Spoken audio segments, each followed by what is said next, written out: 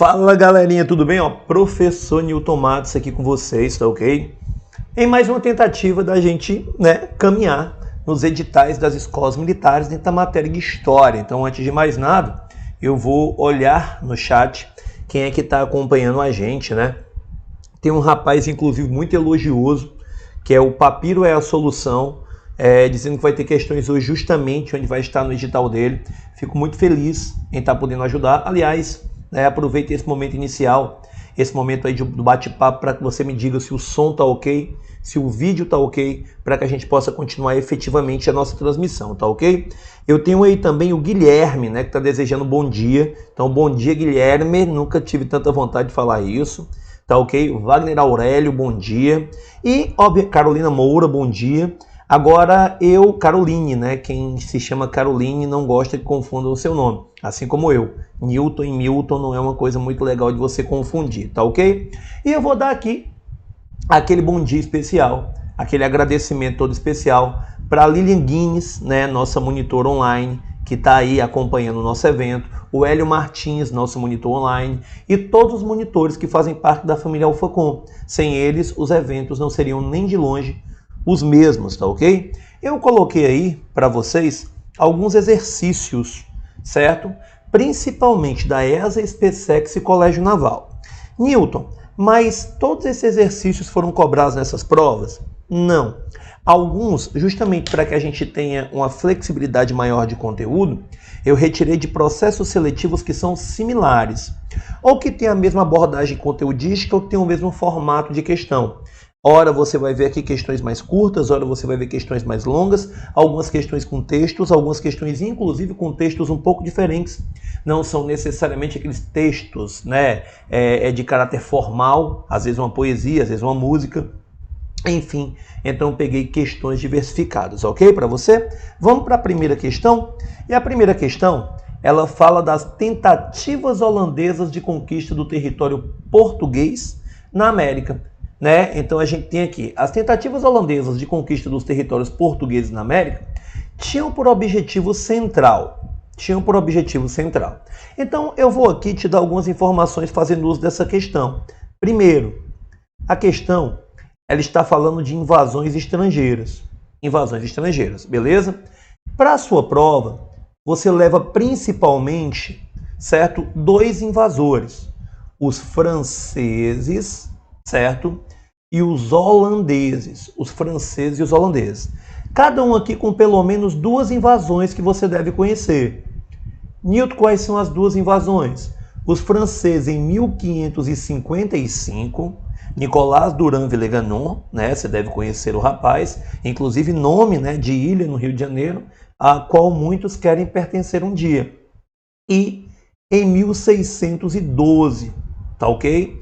No caso dos holandeses, eu tenho o ano de 1624 e eu tenho o ano de 1630, tá ok? 1624 e 1630, perfeito?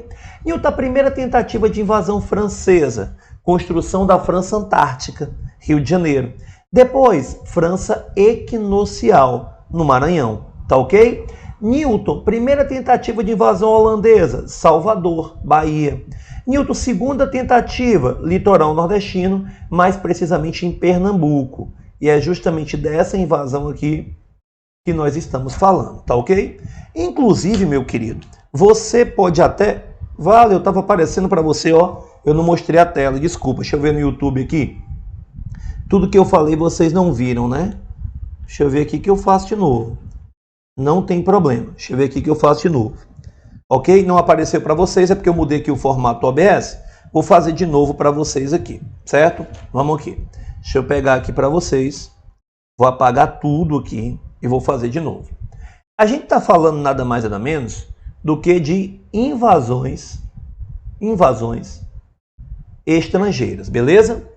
E eu disse para você que você seguisse aí, certo? Dois grandes invasores. Quais são os dois grandes invasores? Você tem aqui os franceses e você tem os holandeses, perfeito? No caso dos franceses, pelo menos duas tentativas de invasão. 1555 no Rio de Janeiro, certo? E 1612 no Maranhão.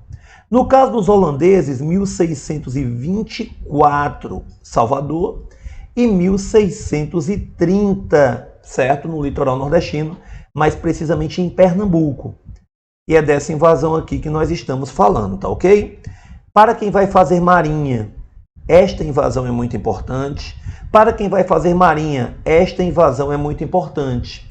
Newton, por quê? Por conta aqui, né, de um dos líderes dos invasores, Nicolas Durand Villegagnon, tá ok? E aqui, por conta da defesa promovida, inclusive por Jerônimo de Albuquerque, o que para muitos configura a gênese da marinha no Brasil, certo? Quando comandando mestiços, índios, acaba promovendo aí uma ofensiva aos franceses, certo? Os franceses viriam atacar a cidade do Rio de Janeiro no ano de 1710, só que na forma de corsários.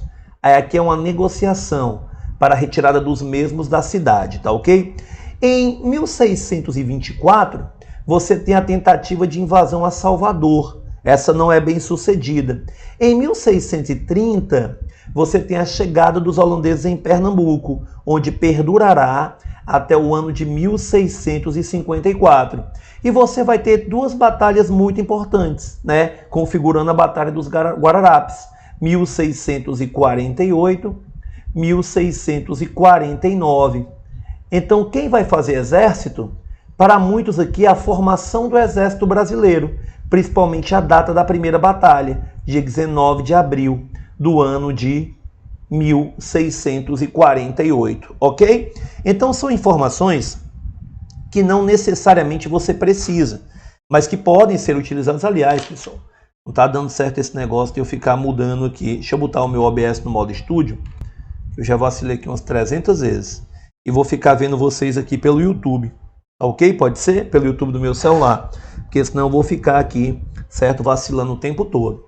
Então, Newton, o que é que eu preciso aí? Nada mais, nada menos do que recolher essas informações de acordo com a força a qual eu pretendo pertencer. Ah, Newton, eu quero ser da Marinha. Então toma cuidado com as invasões francesas, são muito importantes. Ah, Newton, eu quero ser do Exército. A formação do Exército Brasileiro está mais ligada aí à expulsão dos holandeses, tá ok? Perfeito? Mas não são só essas informações que eu tenho para te dar a respeito dessa questão. Eu tenho outras informações, como por exemplo, certo? Qual o contexto que se dá a invasão holandesa? Vamos lá, entre 1580 e 1640. Newton, que período é esse? O período da União, Ibérica, o período da União Ibérica. Newton, como é que se inicia esse período chamado de União Ibérica e, acima de tudo, o que é essa União Ibérica? Então, você vem comigo aqui. Ó. Já ouviu falar do sebastianismo? Aquela crença, inclusive, no retorno do rei português morto em batalha, certo? Batalha de Alcácer Quibir, certo? O rei Dom Sebastião. Pois é, ele morre em batalha no ano de 1578, ok? E por uma questão sucessória, o trono acaba passando para uma espécie de tio, certo? Que é o cardeal Dom Henrique. Só que o cardeal Dom Henrique ele falece em 1580. E dentro das características sucessórias, procurando um parente mais próximo, nós temos aí uma decisão em torno do nome de o Filipe II, né? Eu ia falar de novo Dom Henrique. O Filipe II. Só que tem um pequeno problema, o Filipe II é rei da Espanha. Então é meio que fechado um acordo entre Portugal e Espanha.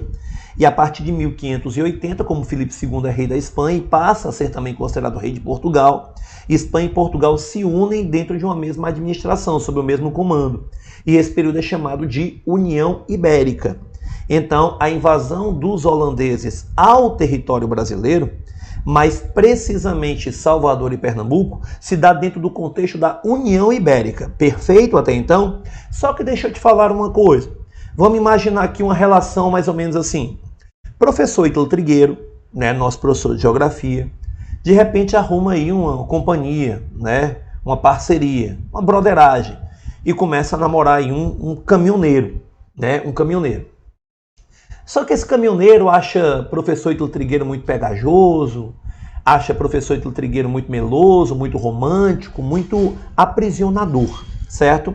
Então esse caminhoneiro decide se separar, e a separação não é nada amigável, certo? De professor Ítalo Trigueiro. Esse caminhoneiro decide que vai firmar um compromisso com uma moça mais jovem, certo? E essa moça, ela nada mais é do que uma sobrinha de Ítalo Trigueiro que mora na casa dele. Você concorda comigo que o professor Ítalo Trigueiro, com o coração magoado por conta, né, de ter sido abandonado por Chicão do Para-Choque, ele vai fazer de tudo, vai fazer de tudo para que a sua sobrinha ela não tenha aproximação com o Chicão do Para-Choque? Vamos mudar os nomes. Vem aqui comigo. Eu coloquei quem? Eu coloquei Trigueiro, eu coloquei Chicão do Para-Choque e eu coloquei a sobrinha do Trigueiro. Beleza? Vamos lá. Tira Trigueiro, coloca quem? Espanha. Tira Chicão do Para-Choque, coloca quem? Holanda. Tira a sobrinha, coloca quem? O Brasil. Então, transpondo para cá, eu tenho Espanha, eu tenho Holanda e eu tenho Brasil, representando Trigueiro, Chicão do Para-Choque e a sobrinha de Trigueiro, certo? Houve uma ruptura entre Holanda e Espanha. Houve uma ruptura. E agora a Holanda, ela inclusive ameaça economicamente, como desenvolve uma grande força naval, ok? Só que essa Holanda aqui, ela se aproximou ainda durante o momento em que, querendo ou não, Portugal, né, comandava o Brasil de maneira solitária, se aproximou do Brasil. Principalmente de quem? Do Nordeste brasileiro. Principalmente por qual motivo? Principalmente por conta do açúcar. Principalmente por conta do açúcar. Então, o que é que vai acontecer? Esses holandeses, eles querem um compromisso com o Nordeste brasileiro, porém, quem é que vai tentar impedir? A Espanha.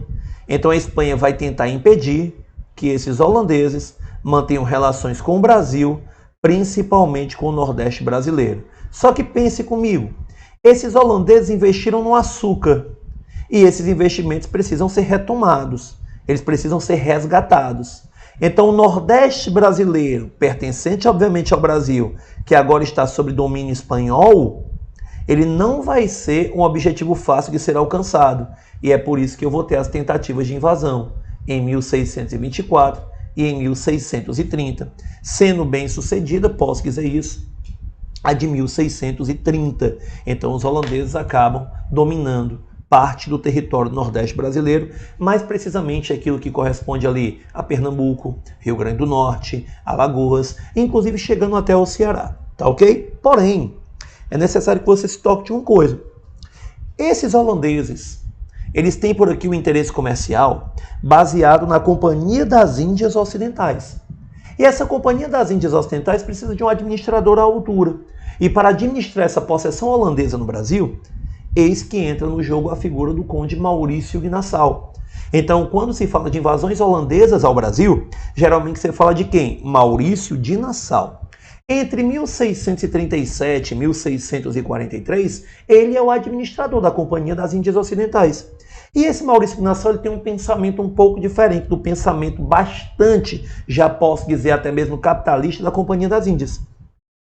Ele, Maurício de Nassau, nota que de início, inclusive por conta da resistência à invasão holandesa, a infraestrutura dos engenhos foi danificada, muitos indivíduos fugiram, boa parte deles escravos, então a mão de obra também está deficiente.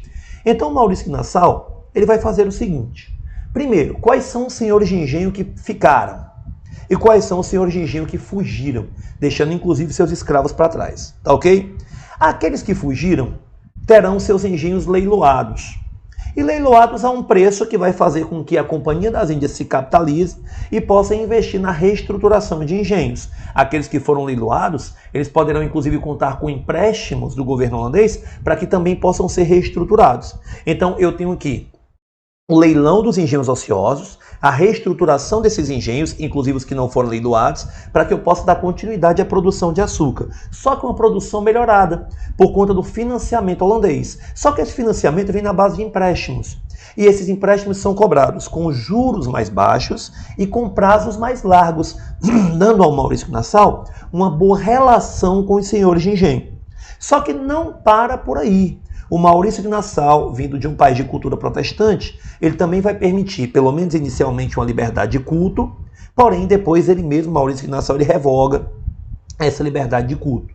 Ele vai permitir a participação da elite local em uma câmara administrativa, que é a Câmara dos Escabinos, promovendo assim uma certa tolerância política, uma certa tolerância religiosa, uma certa tolerância econômica, além de grandes feitos que ele vai promover nas cidades do Rio de Janeiro, de Recife e de Olinda, como por exemplo, a drenagem de pântanos, a construção de pontes, a construção de canais, a construção de diques, o estabelecimento de um sistema de coleta de lixo, o estabelecimento de um serviço de bombeiros.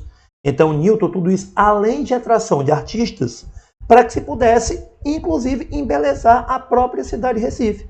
Newton, eu vou ter a presença de um embelezamento tanto na arquitetura, certo? Quanto em outros segmentos, inclusive com a construção de palácios, tá ok? Então, jardins botânicos. Então, você vai ter aqui uma administração de Nassau que é considerada uma administração proveitosa. Então, entre 1637 e 1643, certo? 43 e 44, a gente tem um relacionamento de tolerância entre a elite local e os administradores holandeses. Porém, você vai ver que após a saída de Maurício Nassau, eu vou ter uma cobrança, certo? Das dívidas contraídas pelos engenhos, juros mais altos, uma economia mais baseada em uma forma ousada, em uma forma mais radical, fazendo com que, assim, aquele jogo de tolerância entre a elite local e os holandeses acabe virando, fazendo com que a elite local agora queira o apoio português-espanhol, né, luso-hispânico, na tentativa de expulsão desses holandeses, inclusive culminando com aquilo que a gente chama de insurreição pernambucana.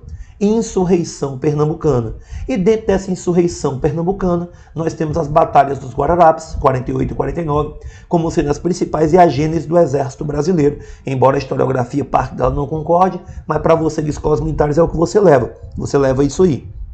Detalhe, você vai ver que a expulsão dos holandeses do Brasil, ela só se dá definitivamente em 1654.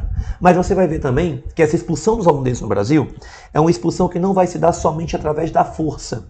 Há também um viés diplomático, a assinatura de acordos, fazendo com que Portugal tenha que pagar a indenização, Portugal ceda parte dos seus territórios na África para o interesse dos holandeses. E qual é o desfecho disso, Newton? Os holandeses se retirando daqui, com os bolsos cheios, sem o apoio da elite local do Nordeste brasileiro, principalmente Pernambuco, partam para a questão aí, né, do Caribe, partam para as Antilhas, para a produção daquilo que adquiriram ainda mais expertise, que no caso é o açúcar, fazendo com que, assim, o açúcar produzido nas Antilhas, ele seja o principal concorrente do açúcar brasileiro, que não consegue resistir inicialmente a essa concorrência, por mais que o açúcar seja um produto importante na nossa pauta de exportação, a cana como um todo, mas você vai ter um declínio do Nordeste brasileiro. E esse declínio, ele vai fazer com que inicialmente nós tenhamos um hiato de riquezas, que depois será substituída pelo ciclo da mineração, mas o Nordeste ele vai perdendo importância política. Tá ok? Então espero que você tenha entendido. Vou aqui apagar tudo dessa primeira questão, apagar tudo aqui, certo? E vamos ver.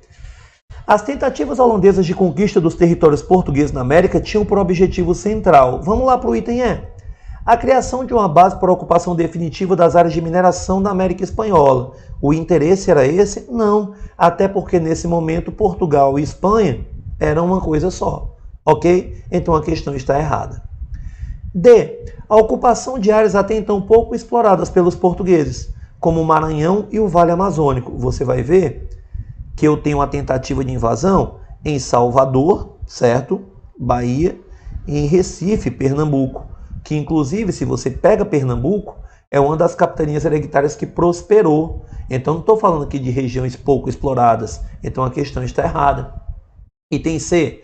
A exploração das minas de ouro recém-descobertas. Detalhe, A exploração das minas de ouro se dá no final do século XVII, mas preferencialmente no século XVIII. E aqui a gente está falando de meados do século XVII, tá ok? Meados do século XVII. E também a formação de núcleos de povoamento para absorverem a crescente população protestante dos Países Baixos. Na verdade, aqui, né, por mais que nós tenhamos uma tolerância religiosa que depois é revogada, o interesse é a exploração econômica, certo? Do Nordeste açucareiro. Então a questão também se torna errada. E tem a apropriação do complexo açucareiro, por isso o segundo foco é logo, certo? A província de Pernambuco. Escravista, você vai entender já já por quê. Do Atlântico Sul, então monopolizado por quem? Pelos portugueses. E continuava pelos portugueses, só que agora os portugueses estavam sob a administração espanhola. Tranquilo? Resposta correta. A questão aqui, o item de letra A. Perfeito, pessoal? Alguma dúvida aí? A Lilian está perguntando se todos baixaram o material. O Gabriel Silva, conheço o Gabriel de outros carnavais, certo? O iSoft Lauri dizendo que, né, perfeita ilustração. Leandro Lopes, né, dizendo que a ilustração também foi muito boa. O Wagner dizendo que é cilada. Então, pessoal, até aqui você tem algum problema? Alguma coisa que porventura você não tenha entendido? Responda aí, por favor, para que eu possa dar continuidade, beleza? Se não tiver, a gente já vai aí para a segunda questão, que é uma questão facinha, né? Mas no formato de ESA, tá ok? O sistema de plantation. Sistema de plantation. Esse sistema aqui, cara, ele é um sistema que eu chamo de econômico-agrícola, certo? Econômico-agrícola, que vai ser muito utilizado no caso do cultivo da cana-de-açúcar. No caso do cultivo da cana-de-açúcar, tá ok? Predominante na colonização portuguesa do Brasil, baseou-se na... Aí eu quero só que você lembre, Newton, vamos lá. O Brasil, teoricamente, a data do descobrimento é dia 22 de abril do ano de 1500. Só que entre 1500 e 1530, um período que muitos chamam de período pré-colonial, a gente tem o extrativismo, né? O pau-brasil, como sendo a principal referência aqui para a relação econômica entre portugueses e indígenas, né? Inclusive através de uma prática chamada de escambo, através do estabelecimento de um monopólio, estanco, certo? Ok? Só que a partir de 1530, eu vou ter um sentimento de colonização entre uma figura, Martim Afonso de Souza. E o Martim Afonso de Souza traz as primeiras mudas de cana-de-açúcar para o Brasil. E por que a cana é escolhida? Primeiro, experiência portuguesa, certo? Segundo, valor econômico, economia, certo? Terceiro, a questão geográfica, principalmente clima e solo que são favoráveis. Perfeito até então? Newton, então eu tenho a experiência econômica, não me perdoe, a experiência na costa africana, a questão econômica e a geografia. Perfeito. Só que essa cana também, ela pode ser uma atividade, mas trazer outras atividades. Que tipo de atividades? A escravidão. Os escravos vinham de onde? Da África. Muitos dizem, inclusive, que o principal negócio desse período é a escravidão e que a cana-de-açúcar é acessório, embora o nosso primeiro ciclo econômico seja a cana-de-açúcar. Mas, Newton, por que você está me explicando isso? Para que você tenha uma noção. A gente está falando de plantation. E você tem que saber das características da plantation. Newton, quais são as características da plantation, por favor? M, E, E, L. M, E, E, L. Newton, e você chamou as características de mel, exatamente. Monocultura. Newton, me diz uma coisa. Como é que eu defino a monocultura? Quando eu tenho ênfase a um único produto. No caso aqui vai ser a cana, pelos motivos que eu já citei. ênfase em um único produto. E como é que eu escolho esse produto? Está ligado à segunda característica. Exportação. Voltado para o mercado externo. Newton, por que exportação? Porque o produto de melhor valor comercial acaba sendo escolhido. Então aqui, muitas vezes, vão jogar para vocês a ideia da agricultura de subsistência. A ideia do mercado interno. Está errado, tá ok? Newton, a próxima característica, eu vou colocar aqui, ó, o latifúndio. Quanto maior a extensão de terra, produzindo o que é mais rentável para a venda no mercado externo, melhor. Aí eu tenho talvez a principal característica. Newton, que principal característica é essa? A escravidão. A escravidão, que vira o principal negócio, um dos principais negócios portugueses. Os escravos trazidos da África, inclusive, são obtidos por várias formas, através de captura, através da compra nas guerras intertribais, ou através do pagamento de impostos aos portugueses, pelos territórios que são dominados por eles.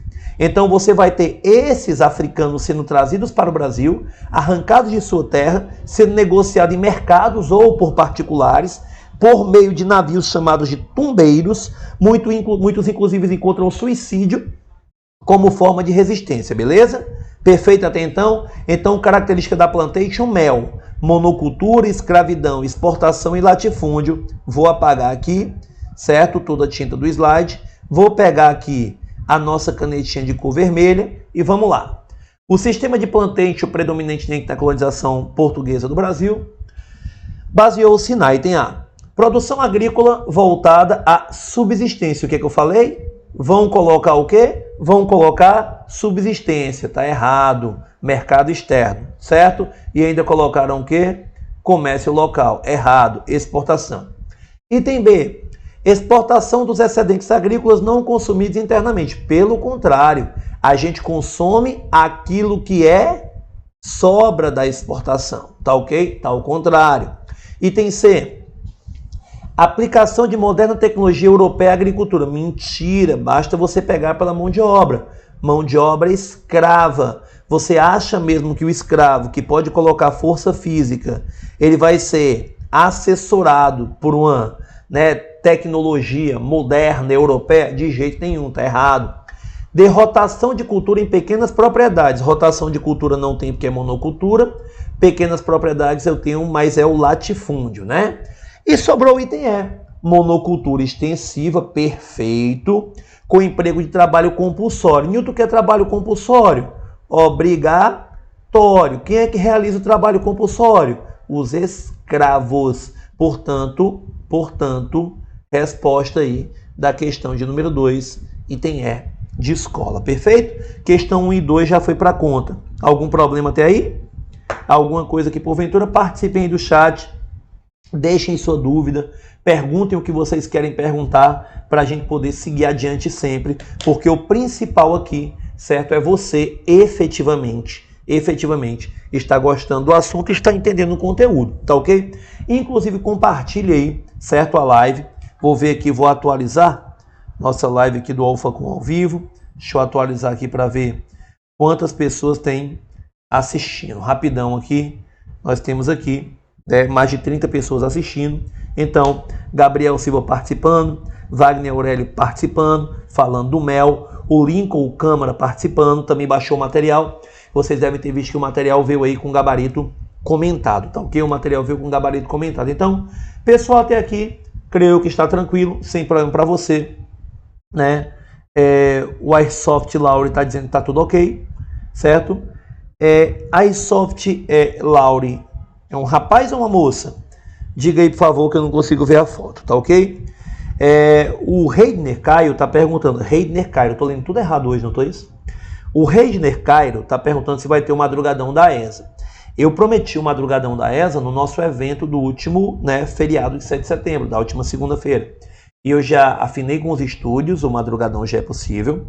Hoje mesmo eu vou falar com o pessoal do Pedagógico, certo? Com o pessoal do Pedagógico.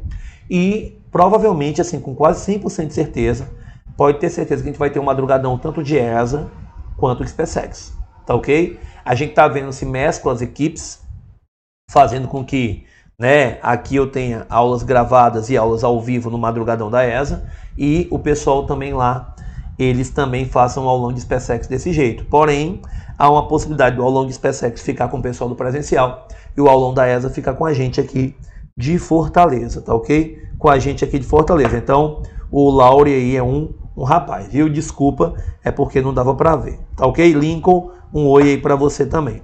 Perfeito? Então vamos lá, próxima questão. O resto, empório das douradas minas, por mim o falará. Quando mais finas se derramam as lágrimas no imposto, clama o desgosto de um país decadente, certo? Eu acho legal isso aqui, ó. Se derramam as lágrimas no imposto. Empório das douradas minas. Calma desgosto de um país decadente. Vamos lá. Eu estou falando de ouro. Muitos talvez lembrem somente daquele imposto, o quinto. Mas lembre que com o passar do tempo, 20% ficou pouco, porque a produção de ouro vai diminuindo, vai entrando em decadência. Então esse imposto, que é o quinto, ele é acrescido de outros, inclusive cobrados violentamente, como é o caso da derrama. Ok? Como é o caso da derrama. E eu acresço mais. A questão aqui, ela pode falar de revoltas. E eu gostaria muito que você tivesse cuidado, porque tem aluno que confunde quando o assunto é revoltas, certo? Eu tenho revoltas no período que eu chamo de período colonial, obviamente, certo? Que são as revoltas nativistas. E eu tenho as revoltas emancipacionistas. Ou se você preferir,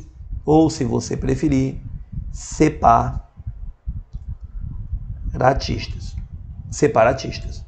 Beleza?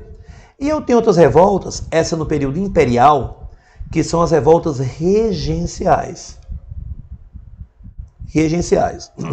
Newton, por que você colocou aqui? Para você não confundir.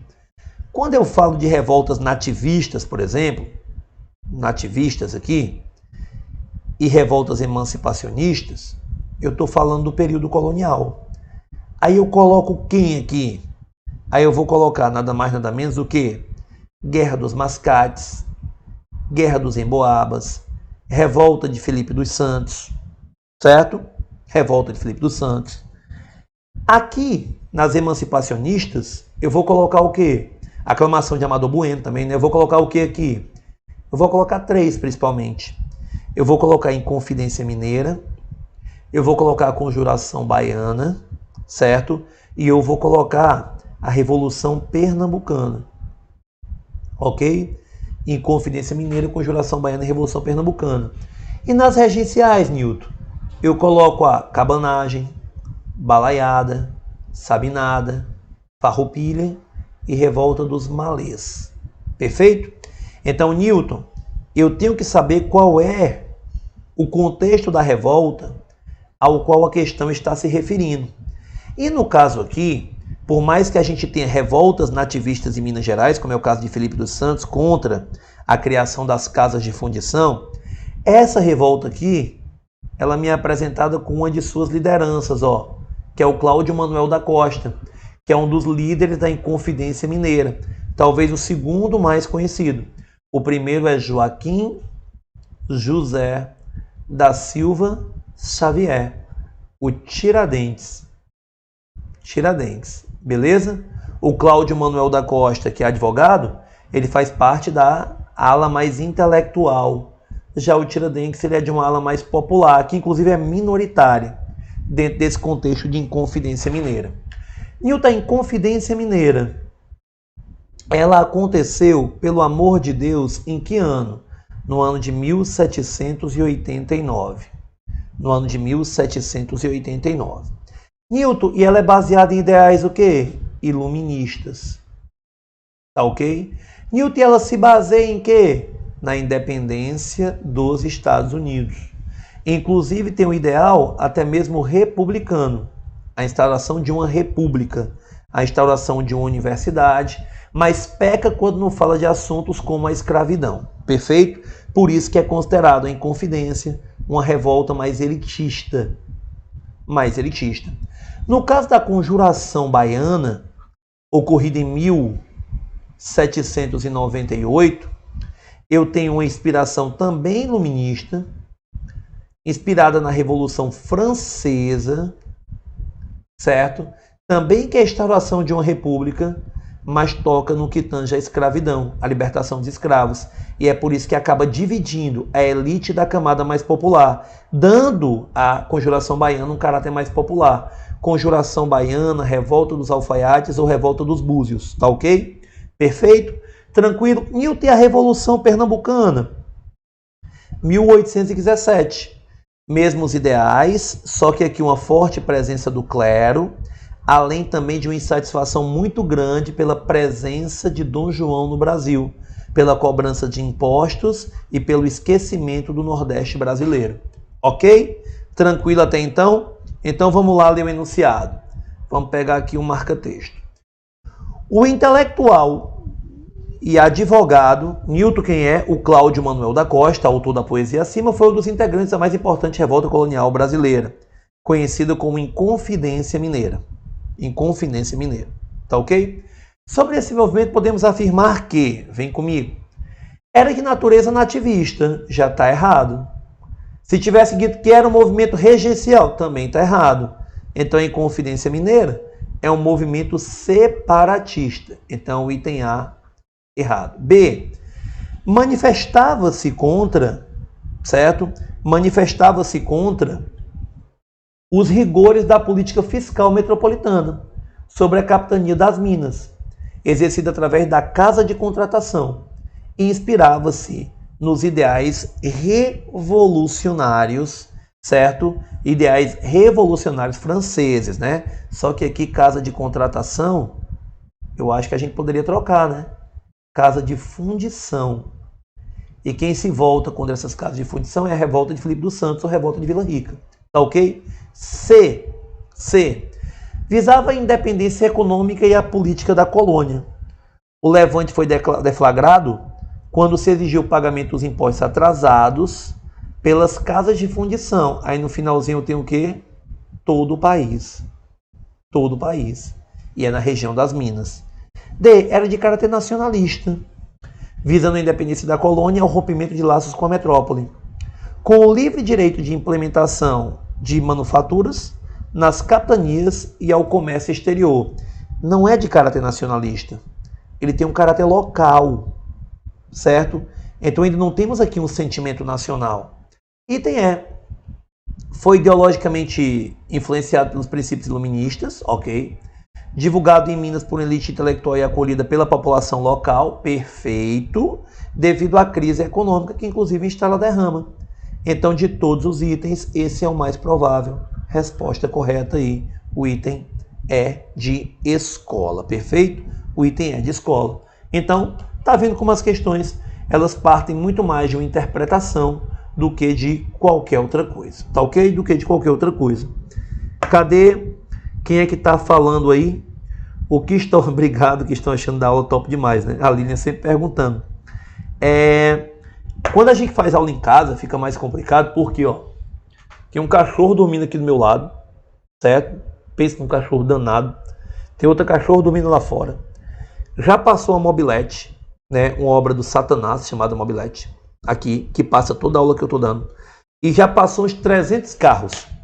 O carro que vende ovo, o carro que vende fruta, o carro que vende produto de limpeza, já passa o carro que vende sorvete e pede para você levar a vasilha. E é uma concorrência acirrada. Era 5 bolas por R$1, depois passou a ser 8 bolas por R$1, agora 10 bolas por R$1, sobe o número de bola, mas nunca vi subir no preço de R$1, certo? Então a situação do sorvete no Brasil é precária. Por quê? Porque quanto mais bola eu tenho, menos real eu gasto. Tá ok, pessoal?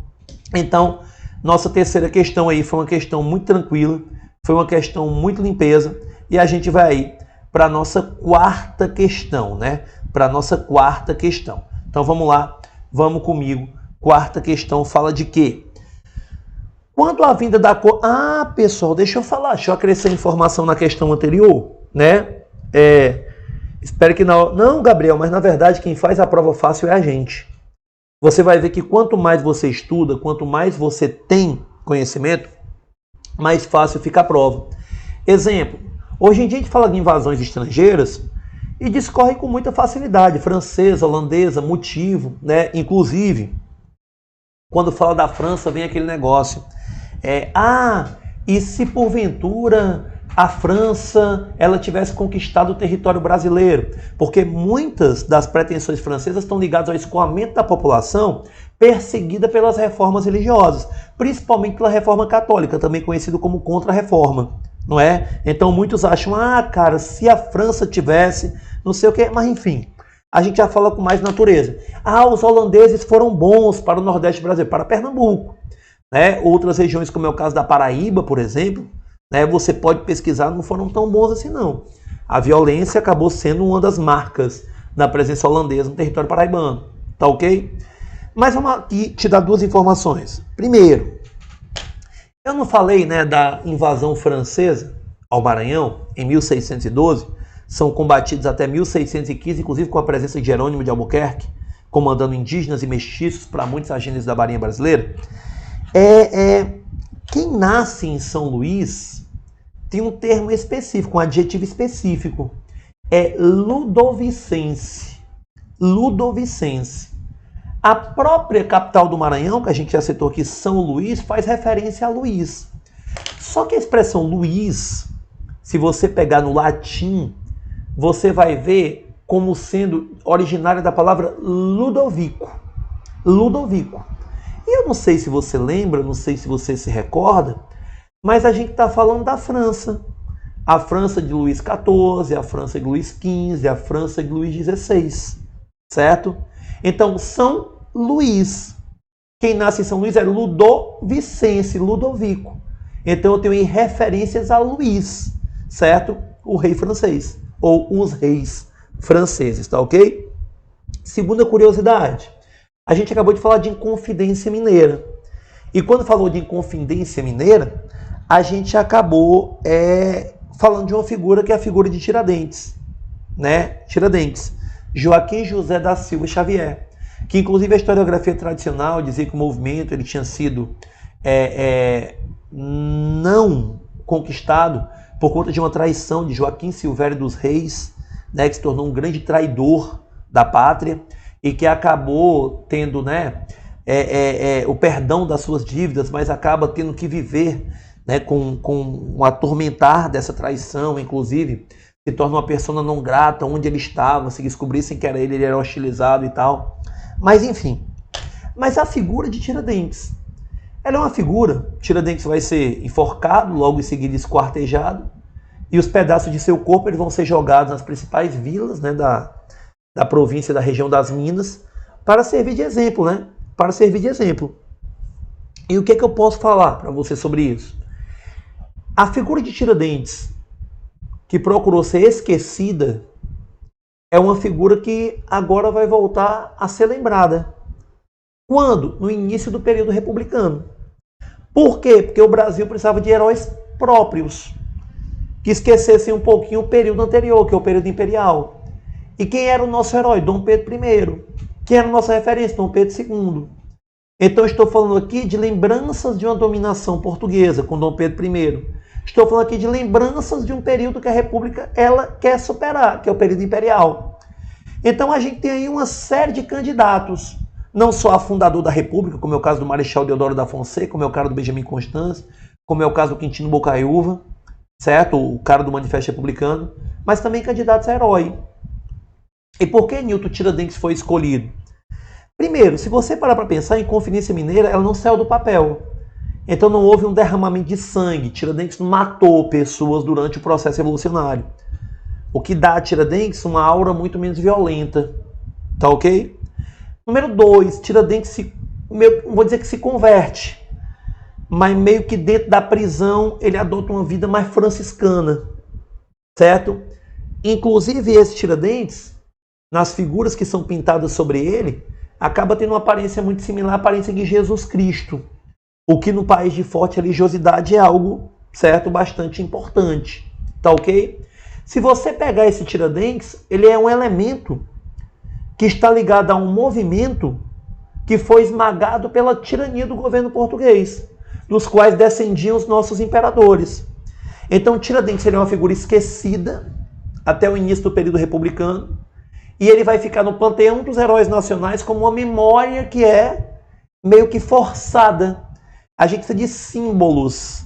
A República enquanto mulher, certo? A bandeira nacional. E nós temos uma divergência muito grande de quais são os elementos que comporão nossos símbolos. Se é o positivismo, se é uma referência à República Francesa, se é uma referência à República Norte-Americana. Então Tiradentes encaixa-se como uma luva. E ele é aí o escolhido para se transformar, certo, nesse herói. Então vamos aqui para a nossa próxima questão. E a próxima questão é uma questão até certo ponto tranquila. Porque a gente está falando de quê? A gente está falando da vinda da corte, certo, portuguesa para o Brasil. A vinda da corte da coroa portuguesa para o Brasil. Nesse momento aqui, eu tive que abrir a porta que o outro cachorro estava querendo entrar, né? São dois. A vinda da corte portuguesa para o Brasil. Newton, vamos lá. Vamos primeiro para o contexto, né? Vamos primeiro para o contexto. O ano é 1789, certo? E nós temos a Revolução Francesa. 14 de julho de 1789 é a tomada da Bastilha. Aí nós temos um governo girondino, não dá certo, inclusive a traição do rei. Nós temos um governo jacobino, à frente Robespierre se torna um ditador, não dá certo. Aí nós temos a instauração de um diretório, certo? Escândalo de corrupção não dá certo. A gente cria um consulado, certo? E desse consulado aqui emerge uma figura, que é a figura de Napoleão Bonaparte. Napoleão Bonaparte. Conquistas militares, grande estrategista, um habilidoso político, certo? E, acima de tudo, um potencial ditador. Napoleão Bonaparte, certo? Ele, Napoleão Bonaparte, é muito lembrado pela sua política interna e por sua política externa. Na política interna, um crescimento francês, criação dos liceus, criação do Banco da França, criação de uma sociedade de fomento industrial, apoio à agricultura, tá ok? Criação de uma nova moeda, que na verdade é um novo padrão monetário. E na política externa, uma concorrência com a Inglaterra. Derrotas como a Batalha de Trafalgar e imposições como o bloqueio continental. 1806. Bloqueio continental. O que é o bloqueio continental? Eu forço os países europeus a racharem relações com a Inglaterra. Só que 3 países aqui não conseguem, certo, manter o afastamento com a Inglaterra. São eles Espanha, é invadida, são eles Portugal, que é o nosso assunto, e a Rússia, que inclusive também vai ser invadida e é um dos fatores da derrota de Napoleão. Portugal, família real portuguesa, Dona Maria, príncipe regente, Dom João VI, certo? Dom João VI. Perfeito? Dom João VI conta com o apoio de quem? Da Inglaterra. Para quê? Para transferir a corte para o Brasil. Então a transferência da corte portuguesa para o Brasil não foi algo planejado de longa data, não. Pelo contrário. A transferência da corte portuguesa para o Brasil ela foi meio que emergencial e necessária. Se não fosse o Brasil, a corte europeia portuguesa estava lascada. Newton, cadê quem é que tá? Fernando. Nossa, nem sabia que o Alfa Conde tinha carreiras militares. Achei que era só PF, PRF. Que bom, não, Fernando? Sinta-se convidado para conhecer as nossas carreiras militares, beleza? Nós trabalhamos com quase todos os concursos militares. ESA, SPSEG, CEA, EPICA, AFA, EFON. EFON não, perdoe. Escola Naval, Colégio Naval, Escola de Aprendiz Marinheiro, escolas, né?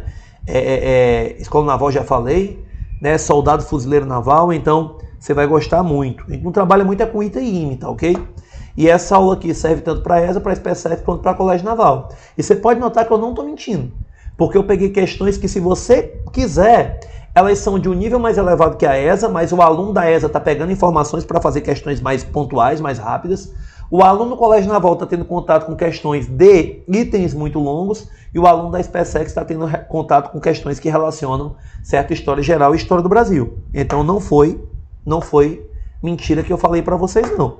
Então quem está aqui na nossa live hoje, que é de SpaceX, ESA e Colégio Naval, está sendo contemplado. Tá ok? Vamos lá. E por que a coroa portuguesa não conseguiu manter o bloqueio continental? Por um motivo simples, a gente já tem relações com a Inglaterra de longa data. E eu sempre cito o Tratado de Methuen, lá do início do século XVIII, que é um tratado que Portugal leva uma seríssima desvantagem, o chamado Tratado de Panos e Vinhos, né? É um tratado muito parecido com o que a Inglaterra estabeleceu com a França, o Tratado Eden-Rheineval. Então, Tratado de Methuen e Tratado Eden-Rheineval, Tratado de Panos e Vinhos. O que vai acontecer? Portugal ele tinha acumulado dívidas junto à Inglaterra. Então, romper com o bloqueio continental, beleza, não negocia mais conosco, mas a gente vai quer essas dívidas sendo pagas. Vamos ver se Napoleão ele vai impedir que você pague essas dívidas. Então, meio que o rei fica entre a cruz e a espada. Se correr Inglaterra, come, se correr Napoleão pega, se ficar Napoleão pega. Ou melhor, se ficar, certo? A Inglaterra come, se correr o Napoleão pega. Então, o que vai acontecer? Num grande arranjo, a gente vai transferir a nata da elite portuguesa para o Brasil, inclusive é uma falsificação tremenda de títulos de nobreza naquele momento, para que pessoas abarrotassem os navios e viessem em direção ao Brasil, chegando inicialmente em Salvador e depois aportando no Rio de Janeiro. Se traz basicamente livros, riquezas, tudo que você possa imaginar para que se possa passar um tempo aqui no Brasil, só que esse tempo se prolonga. A chegada se dá em 1808, certo? Inclusive eu tenho aqui uma mudança, né? Criação de universidades em Salvador e no Rio de Janeiro, certo? Jardim Botânico, museu, biblioteca, certo? Só que, pera ainda, Napoleão vai ser derrotado em 1815. E a coroa portuguesa em 1815 está elevando o Brasil a Reino Unido de Portugal e Algarves. Para muitos, inclusive, a vinda da família real portuguesa, ela marca o fim do período colonial brasileiro. Por alguns motivos. Primeiro, é durante a presença dos portugueses no Brasil que você vai ver que o Brasil ele vai ser elevado à categoria de Reino Unido, deixando, obviamente, de ser chamado de colônia. Mas antes disso, pelos acordos assinados em 1808 e 1810, você vai ter aí mais vantagens para o comércio com a Inglaterra do que para Portugal. A gente vai ter um tratado de abertura do comércio às nações amigas. Nós abrimos os nossos portos já em 1808. E a abertura desses portos para fazer negócio com outros países que não sejam pelo intermédio português, para muitos é o rompimento com o pacto colonial. A Inglaterra tem tarifas alfandegárias mais baixas do que Portugal e muito mais baixas do que qualquer outro país. Eu estou falando da casa de 15% para os ingleses, 16% para os portugueses e 24% para outros países. Então, meio que a gente já está meio que mudando a nossa formação cultural baseada na dominação portuguesa para uma dominação econômica baseada na presença inglesa. Você vai ver que nós definimos para a Inglaterra que os seus marinheiros vão ter regras diferentes, que um cidadão inglês preso em território brasileiro vai ser julgado por tribunais ingleses. Imagine então se fosse um oficial da Marinha Britânica. Então, por favor, toma cuidado com isso. Por favor, toma cuidado com isso, tá ok?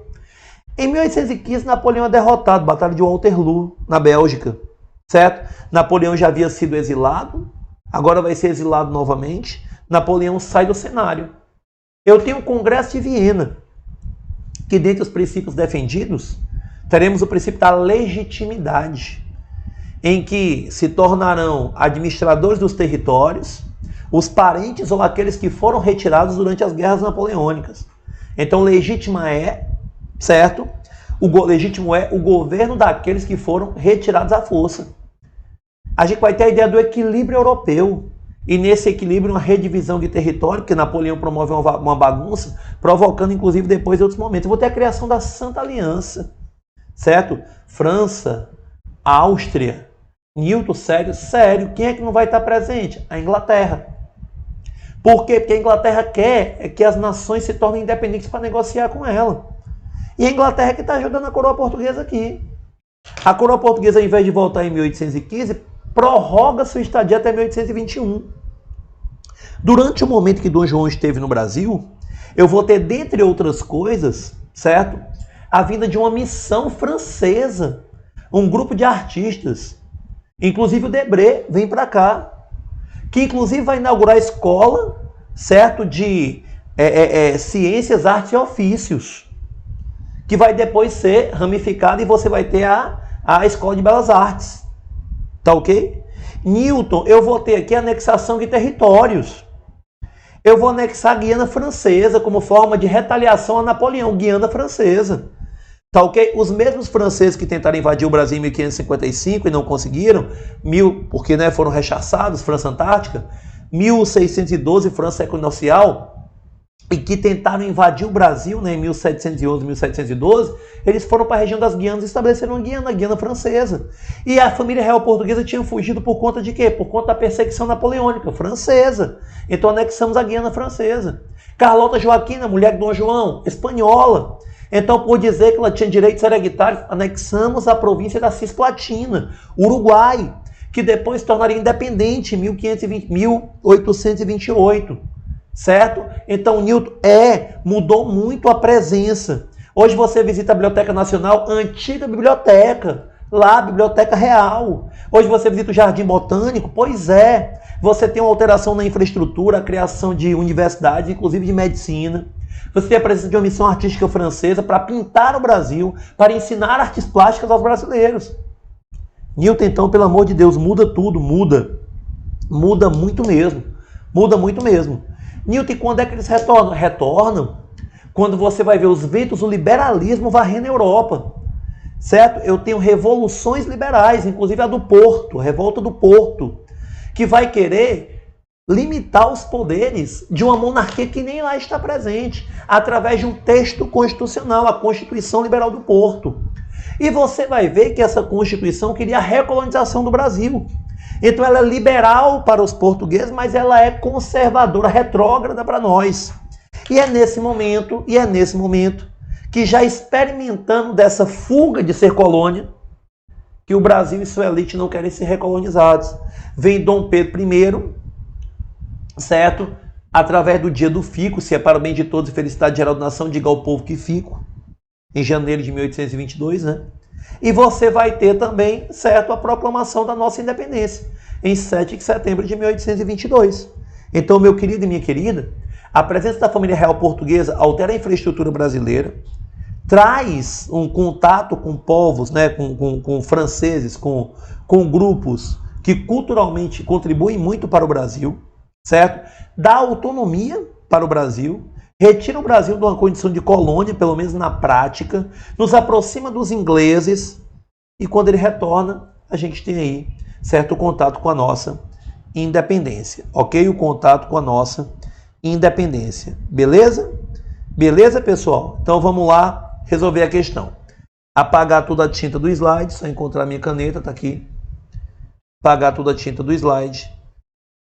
Em janeiro de 1808, Portugal estava prestes a ser invadido pelas tropas francesas comandadas por Napoleão Bonaparte.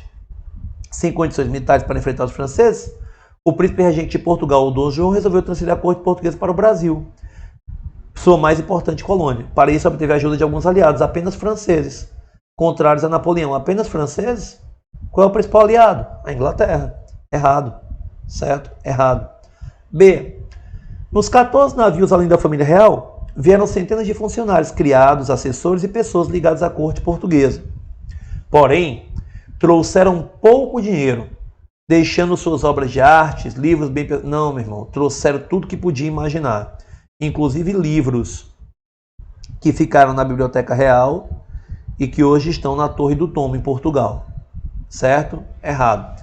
Inclusive, meus queridos, nós temos até, não sei se ainda hoje é, mas como principal obra da Biblioteca Nacional do Rio de Janeiro, que era a antiga Biblioteca Real, a Bíblia, né, de Gutenberg. Nós temos, se eu não me engano, páginas da Bíblia de Gutenberg. Tá ok? Vamos lá. Próximo. Uma das principais medidas tomadas por Dom João foi abrir o comércio brasileiro aos países amigos de Portugal, principalmente a Inglaterra. A abertura do comércio às nações amigas. A principal beneficiada com a medida foi a Inglaterra, já tinha citado, que passou a ter vantagens comerciais e a dominar o comércio com o Brasil. Perfeito, inclusive vendendo até o que a gente não precisava. A gente vai comprar casaco de pele para frio, Rio de Janeiro. Patins de inverno. E eu costumo dizer que até os nossos caixões eram comprados na Inglaterra. Ok? Tranquilo, né? Os produtos ingleses chegavam ao Brasil com imposto de 15%, beleza, enquanto os outros países chegavam com imposto de 24%, com exceção de Portugal, que era 16%. Essa prerrogativa fez com que o Brasil chegasse a muitos produtos ingleses, por vezes desnecessários, acabei de citar. Tal medida acabou atrasando o desenvolvimento da indústria brasileira. Perfeito, resposta correta, item C. Diga-se de passagem, Dona Maria, certo, tinha promovido um decreto, Dona Maria, mãe de Dom João, um decreto que impedia que no Brasil houvessem manufaturas. Com a chegada da corte, há uma revogação desse decreto. Se eu não me engano, esse decreto é de 1785, mas eu confirmo já já. Certo? Você pode confirmar o decreto que impede manufaturas no Brasil. Por favor, confirme aí para mim. Newton, por favor, tem duas ilhas, o Eliseu, a ilha de Elba e a ilha de Santa Helena. Napoleão é exilado 2 vezes, viu? Newton, quando eu tenho a revogação do tratado, pode-se ter manufaturas no Brasil? Pode, mas como é que concorre com os ingleses? Então não tem aí muito para onde correr, tá ok? Não tem muito para onde correr. Resposta C, vamos ver o item D. Dom João adotou várias medidas econômicas que favoreceram o desenvolvimento brasileiro. Entre as principais encontra-se desestímulo ao estabelecimento de indústrias no Brasil. Opa! Medidas que favoreceram o desenvolvimento brasileiro. Olha aqui qual é a medida que ele coloca, meu Deus, cadê? Olha aqui a medida que ele coloca, certo? Desestímulo ao estabelecimento de indústria no Brasil. Está errado, pelo amor de Deus. Inclusive é errado conceitualmente. E a gente passa para a próxima questão, que é também da família real. Só que antes de passar para a próxima questão, eu queria que você visse um negócio. Ó. Queria que você visse um negócio. Eu vou dar um intervalinho. Para que você possa tomar uma água, eu também, que eu não trouxe água, né? Possa tomar uma água, eu também. Para que a gente possa já retornar. Então, o que a gente vai fazer? Um intervalinho de 10 minutos, a gente já volta com mais questões, certo? 10 minutos mesmo, então não sai daí, é bem rápido e já bato um papo com vocês. Valeu!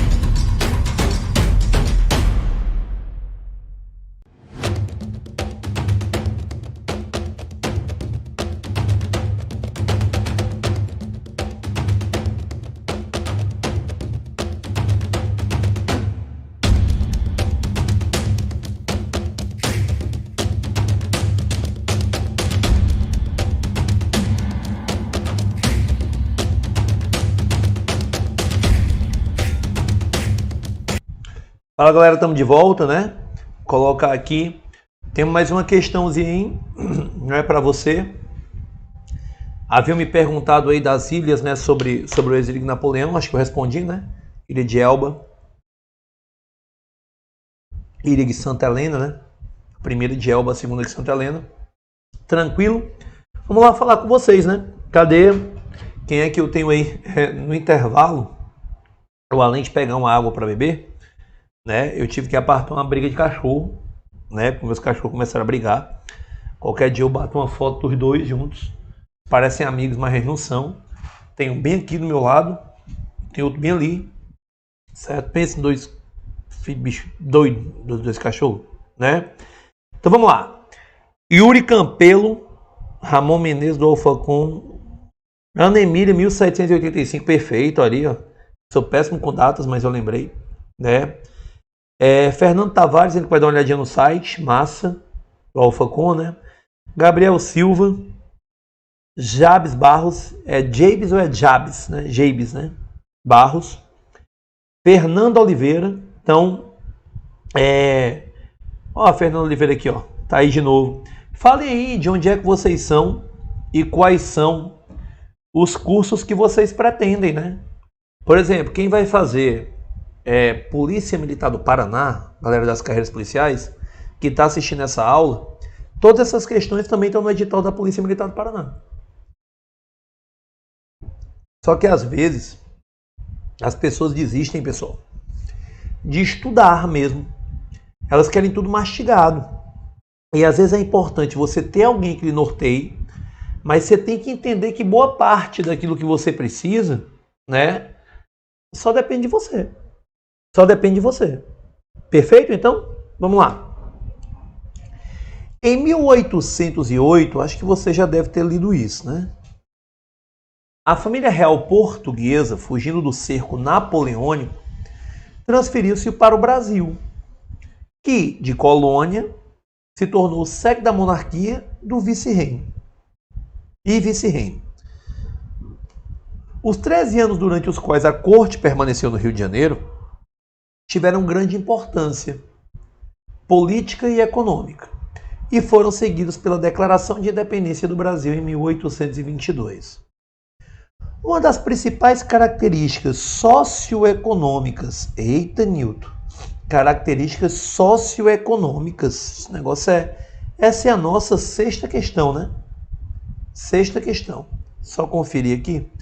Uma das principais características só ver aqui qual é a questão que a gente está, pessoal.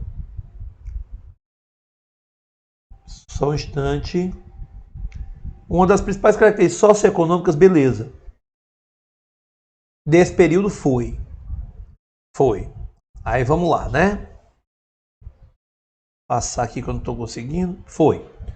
E tem a diminuição do fluxo de mercadorias. Aí eu pergunto a você. Você acha efetivamente que houve uma diminuição no fluxo de mercadorias? Acha efetivamente que houve isso? Eu discordo, mas enfim. B. Início do ciclo econômico. Essa é a nossa quinta questão, né? Na verdade, vou botar até aqui. Quinta questão, achei. Início do ciclo econômico da borracha. Aí não, pessoal. Ciclo da borracha aí, para ser sincero para você, é final do século XIX, certo? Início do século XX. Principalmente início do século XX, certo? Já vou até falar uma coisa sobre isso. C. Abertura dos portos ao comércio exterior. Aí, pelo amor de Deus, né? Item D. Ampliação das relações bilaterais com os Estados Unidos. Também, né? Pelo amor de Deus, está errado. Elevação do Brasil à condição de protetorado da Inglaterra, está errado. Então a gente ficou aqui entre o item A e o item C. Diminuição, pessoal. Quando eu abro os portos, abertura gera diminuição? Pelo amor de Deus, também está errado. Resposta correta, o item C de casa. Tá ok? Resposta correta, o item C de casa. Uma coisa que eu pergunto... deixa eu só ler aqui o que vocês colocaram, né? A Fernanda Oliveira é de Ponta Grossa, no Paraná. E vai fazer a ESPM Paraná. Serve para os dois, viu, Fernanda? Para os dois mesmo. O Jardel Júnior é de Cruzeiro do Sul, Acre. Acredito que eu sou louco para conhecer o Acre. Louco mesmo para conhecer o Acre. Certo? Só que as passagens para o Acre são muito caras. Né? O Jardel aí, se ele puder confirmar o que eu estou falando, então se foi só na época que eu procurei, certo? Vai fazer ESA, ser sargento aí do Exército, né? O Jefferson Mello, ele é de Pombos, Pernambuco. Pertinho aqui, Pernambuco, né? Amo Pernambuco. Recentemente estive em Porto de Galinhas, tá ok? Se não fosse aquele sentimento de exploração na praia, por parte dos ambulantes e dos donos de barraca de praia, Porto de Galinhas é fenomenal. O único problema foi esse, a exploração que eu senti na praia, certo? O Airsoft Laure, né? No Rio de Janeiro vai fazer SpaceX, que é ser oficial aí do Exército Brasileiro, começar em Resende, seguir para Amman, né? O Gabriel Silva, que era o ESA, mas um dia cedo BOP, então tem que mudar aquele perfil lá, né, Gabriel? Ele é de Boa Esperança, Minas Gerais. O Diego Randi é do Rio de Janeiro, que é ESA. Diego, qual é a tua idade? Falei para mim. O Samuel Moreira, Caçapava, São Paulo, também que é ESA. Samuel, e tua idade, qual é? Eliseu Santos é de Remígio, Paraíba, não conheço. Conheço a Paraíba, conheço João Pessoa. Mas na Paraíba eu não conheço nem Campina Grande, sabe? Só dei aula em João Pessoa. O Jardel Júnior, né, que tá dizendo que é verdade, que diz que as passagens são caras, né? Muito obrigado por não me deixar mentir. Pensei que você ia dizer, não, Nilton, é só para encher o saco, né? Então, pessoal, eu perguntei a idade de quem vai fazer ESA. O Samuel tem 17, pô. Samuel, qual é a série que tu tá? Me diz aí, por favor. Qual é a série que você está? Terceiro ano do ensino médio? Segundo ano do ensino médio? Já acabou o ensino médio? Está no primeiro ano? Não importa qual a série. Qual é a série que você está? Certo? O Diego Randi tem 21. Tu pode fazer ainda SpaceX, né, Diego? Ainda pode fazer SpaceX. Tem 21 esse ano? 21 esse ano? 22 no ano de matrícula, certo? Ainda vai ter 22 anos, dependendo da tua idade, ainda pode fazer SpaceX. Samuel está no terceiro ano, certo? Gente, é o seguinte, dá o toque para vocês aqui bem sincero, né? Vamos lá. Se você quer fazer ESA e está aí no ensino médio, né? Uma coisa que eu digo para vocês, que é bem simples. Ainda não teve encontro de como está para SpaceX, mas a gente vai fazer, viu? Muitas vezes é até perigoso o que eu vou falar agora, mas eu queria que você prestasse atenção no que eu vou falar de maneira bem decente mesmo. Às vezes o cara, ele é um mau aluno em escola, frequência é uma coisa ruim para ele, embora nesse período de pandemia a gente não tenha tantos problemas com frequência, né? Provavelmente a gente vai ter até aprovação automática. Mas o legal é fazer o seguinte, ó. O legal é você pegar, certo? E focar no que efetivamente vai ser cobrado no seu concurso. Porque, vamos lá, o aluno de ensino médio ele vai ver o quê? Interpretação textual, literatura, gramática e redação. Isso na língua portuguesa. Tudo cai na prova. Língua inglesa, cai na prova. Perfeito? Cai na prova. História geral e do Brasil. No caso, só cai para você que está fazendo o segundo ano. Porque no segundo ano você estuda a parte de História do Brasil. E no terceiro, no primeiro não. Geografia. Certo? Preferencialmente Geografia do Brasil. E as relações do Brasil. Certo? Química, Física e Biologia. Química e Física e ainda cai na SpaceX. Química, Física e Biologia só cai no Colégio Naval. As três juntas. Na ESA não cai nenhuma das três. Então, de vez em quando, Nilton, eu já tenho 18 anos, cara, estou aqui no primeiro ano. Cara, o que eu aconselho? Procura um EJA, Educação de Jovens e Adultos. Mas assim, tem que ser um pacto, tem que ser muita responsabilidade mesmo. Como assim procura um EJA? Que é uma espécie de supletivo, já que tu já tem 18 anos. Tu vai adiantar, certo? Teu ensino médio, teu antigo segundo grau. E dependendo do teu concurso, tu não vai precisar focar em tudo. Como tu tem 18, tu tem tempo ainda, né? 19, 20, 21, 22. Ou então, se tiver aí carreira técnica de enfermagem, o famoso até os 26 na ESA, né? Então, o que é que tu faz? Tu vai lá, faz um EJA. Vai fazer as provinhas e tal, se livra logo. Dependendo de que série você esteja, você se livra em 6 meses, 1 ano. ok? 6 meses, um ano, sem deixar de estudar as matérias para o concurso. Aí vai fazer ESA, por exemplo, certo? Vai focar em quê? Língua portuguesa, interpretação, literatura e gramática. Aí vai focar em quê? Redação, certo? Aí vai focar em quê? Inglês. Aí vai focar em quê? História e geografia do Brasil. Diminuiu ou não diminuiu? Diminuiu. Por quê, Newton? Aí a matemática. Física, química e biologia, tu botou pro beleléu. A frequência da escola, tu botou pro beleléu. Atividade extracurricular, tu botou pro beleléu. Aí o que é que tu vai fazer? Tu vai sentar, certo? Tu vai sentar. Ana Emília, eu vou tentar resolver toda hoje. Tu vai sentar e vai dizer assim, ó, meu querido, agora eu abdiquei do meu ensino médio formal, certo? Mas eu vou fazer aqui educação de jovens e adultos para que eu possa nada mais, nada menos do que efetivamente estudar para esse concurso. E dar a vida nesse concurso, cara. Dar a vida mesmo. Newton, minha casa é ruim de estudar, procura uma biblioteca. Tem biblioteca pública. Newton, na pandemia não está tendo, mas não vai durar para sempre a pandemia. Beleza? Então, tudo que você puder tirar, tá massa. Ah, Newton, eu não vou ter base de química, não vou ter base de física, não vou ter base de biologia. Se quiser fazer o colégio naval, que é de uma idade diferente, já não cabe para você esse conselho, vai ter que ter do mesmo jeito, tem que estudar. Mas se tu quiser fazer SpaceX, tu vai ter contato com a biologia vai servir para quê no futuro? Ah, Nilton, se eu ficar doente, tu vai no médico. Ah, Nilton, a química e a física, para quem vai fazer essa, não vai servir de nada. Deu para entender? Então você, ó, diminui o leque, força esse leque e dá o gás, meu irmão. E dá o gás. Perfeito? Vamos lá? Comigo, próxima questão aqui. Resposta correta dessa item C. É particularmente no oeste da província de São Paulo, certo? Oeste de 1840 e não o de 1940, que os cafezais adquirem seu caráter próprio, emancipando-se das formas de exploração agrária estereotipadas desde os tempos coloniais, no modelo clássico de lavoura canavieira e do engenho de açúcar. Cara, eu vou te dar o toque aqui de uma coisa, tá ok? Toque de uma coisa, vamos lá. Café. Café. O café ganha força no Brasil a partir de quando? A partir do Segundo Reinado. A partir do Segundo Reinado. Ok? A partir do Segundo Reinado. Deixa eu te falar uma coisa. A exploração desse café dá em duas regiões, principalmente. Quais são as duas regiões? O Vale do Paraíba, principalmente a parte fluminense, e o Oeste Paulista. E o Oeste Paulista. Se eu pegar, eu vou chamar de VP, Vale do Paraíba. O sistema é o de plantation.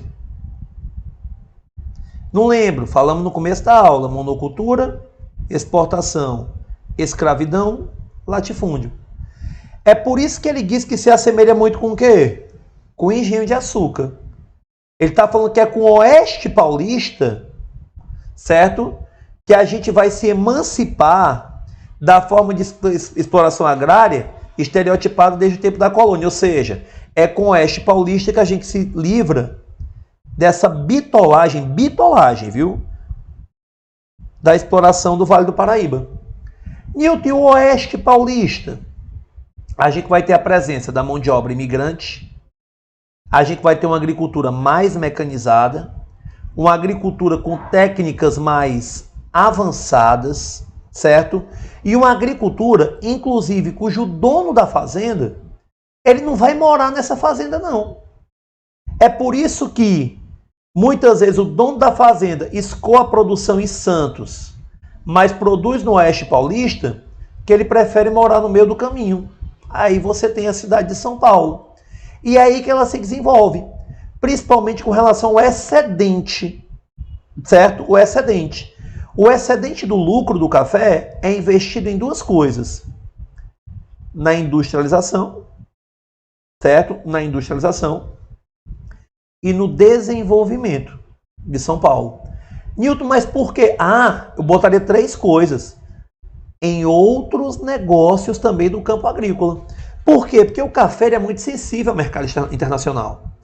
Então, se porventura eu tiver uma superprodução e o preço do café cair, eu não estou baseado só no café. Então, atração de imigrantes e industrialização. Então, diga-se de passagem, o Oeste Paulista ele é mais moderno. Eu disse até que ia passar informação para vocês sobre a questão anterior. Eu estava, e é o que eu ia falar no começo. Existem muitas formas de você aprender. Muitas formas de você aprender. Quando eu estudava, né, meu grande companheiro era o livro. Eu só vim a ter internet em 1999, ano em que eu acabava o meu terceiro ano, no Colégio 7 de Setembro, aqui em Fortaleza. Mas era o livro. Eu nunca fui muito, pessoal, tenho que ser sincero com vocês. Eu nunca fui muito de assistir aula. Eu sempre preferi estudar sozinho. E só estudo o que eu gosto, que é um erro meu. Com o passar do tempo aprendi que tinha que estudar o que eu não gostava. Foi aí que eu fui pro direito. Tá ok? Mas é interessante você entender que nem sempre o livro, o professor é a sua única fonte de ensino. Exemplo, eu estava voltando para casa, liguei o som no meu carro e eu estava ouvindo falar de extrativismo. Extrativismo. E ele dizia assim, cada vez mais há uma confusão entre o que é setor primário, o que é setor secundário, o que é setor terciário. E hoje em dia, cada vez mais se tenta se livrar do extrativismo à moda antiga e se criar uma agricultura monitorada. E ele falou da borracha. No início do século XX no Brasil, inclusive a borracha, né? O rapaz, o Samuel, eu acho, que é do Acre, sabe que o Acre foi anexado no início do século XX através do Tratado de Petrópolis, né? Ligado ao ciclo da borracha, por conta da grande presença de brasileiros explorando as seringueiras ali. E ele falou assim, ó, como já ocorre há muito tempo na Ásia. Se você no passado brasileiro quisesse extrair o látex da seringueira, você tinha que se embrear na floresta, passar dias lá, era muito mais dificultoso, portanto aumentava os custos. O que foi que aconteceu na Ásia, Ceilão, Malásia? Eles pegaram e simplesmente começaram a estudar formas de que essa vegetação nativa ela pudesse se transformar em uma vegetação plantada e monitorada, para saber de quanto em quanto tempo ela poderia me fornecer essas riquezas. É mais ou menos o que a gente vai encontrar aqui em termos de desenvolvimento no Oeste Paulista. O Oeste Paulista ele vai ser assim, uma inovação no campo produtivo brasileiro. A agricultura mais mecânica, a mão de obra imigrante faz com que eles tragam várias técnicas. O imigrante é pago, então esse imigrante ele vai querer cada vez mais lucrar com o fruto do seu trabalho. Muitos imigrantes investem, inclusive, na compra de fazendas, o que depois, né, você vai ver que em 1850, por conta da lei de terras devolutas, eles vão ter meio que impedimento de acesso às terras, mas quem não investe em terras vai investir em outros negócios, inclusive incentivando a industrialização. Muitas famílias, né, ricas industrialmente em São Paulo, como é o caso da família Matarazzo, são oriundas de imigrantes, tá ok? Mas a questão aqui, ela vai perguntar, o caráter próprio das fazendas do Oeste Paulista de 1840 pode ser explicado em parte pelo... Aí vamos lá. Item esforço de produzir prioritariamente para o mercado interno. Mentira. Continuava produzindo para o mercado externo, mas de uma forma muito mais moderna. D. Maior volume de produção de mantimentos nessas fazendas. Não, pessoal, o motivo não é esse, está errado. C. Desaparecimento das práticas de mandonismo local. Elas são diferentes, mas elas não desaparecem. Item B, emprego exclusivo de mão de obra imigrante e assalariada. Mentira, tem mão de obra escrava, mas em menor quantidade. Item A, menor isolamento dessas fazendas em relação aos meios urbanos, principalmente a cidade de São Paulo. Verdadeiro, até porque muitos donos dessas fazendas fazem o quê? Moram em São Paulo, desenvolvem em São Paulo, escoam sua produção para o Santos. Então, resposta correta, o item A. Próxima questão. O evento conhecido como Convênio de Taubaté, Nilton, eu estou falando de que aqui de 1906. Eu estou falando do governo Rodrigues Alves. Ah, Nilton, mas isso é assinado no governo posterior, no governo Afonso Pena.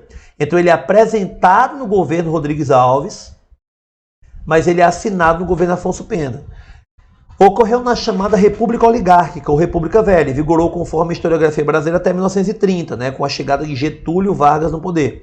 Acerca do Convênio de Taubaté, é correto afirmar. Nilton falou de Convênio de Taubaté, falou de café, certo? Falou de café. E quando a gente fala de café, a gente fala de quê? Vamos lá. Vamos aqui para o item A. Os recursos do governo federal deveriam ser canalizados para estruturar a produção de borracha no norte do país. Mentira. produção de café, o item A está errado. B, estabelecer uma proposta de diversificação da agricultura brasileira, incentivando a produção de milho, feijão e soja. Mentira, vamos lá. Comigo aqui, por favor, para você entender. Comigo aqui, ó. Convênio de Taubaté. Eu acabei de falar que o café, ele é muito sensível ao mercado externo.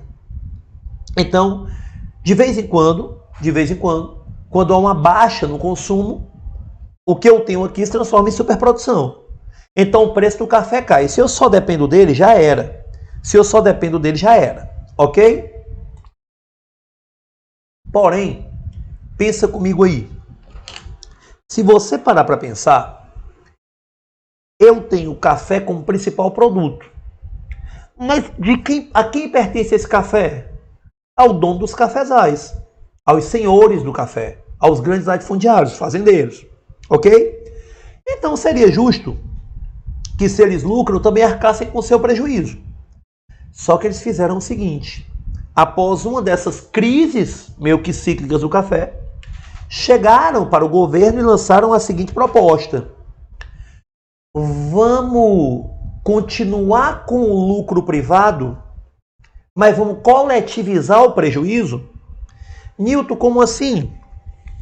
Vamos firmar um acordo em que você, governo, me compra o excedente de café, ou seja, o que não for vendido? Aí o governo pensa e espera ainda. Vamos lá. Se você vende em dólar, o lucro é seu. Óbvio, você paga parte do imposto para o governo, mas uma parte pequena, o lucro é seu. Você enriquece, que não tem controle sobre suas contas, então o lucro é privado. Mas aí, se você não vende, eu, governo, compro, e eu, governo, dependo dos investimentos de todos. Então, quando eu compro o seu prejuízo, eu estou coletivizando esse prejuízo. Então, é uma forma de coletivização do prejuízo. Eles E o governo disse assim: não vou com o Rodrigues Alves, né? Mas o Afonso Pena vai lá e assina. Aí diz o seguinte: mas vamos fazer o seguinte, ok?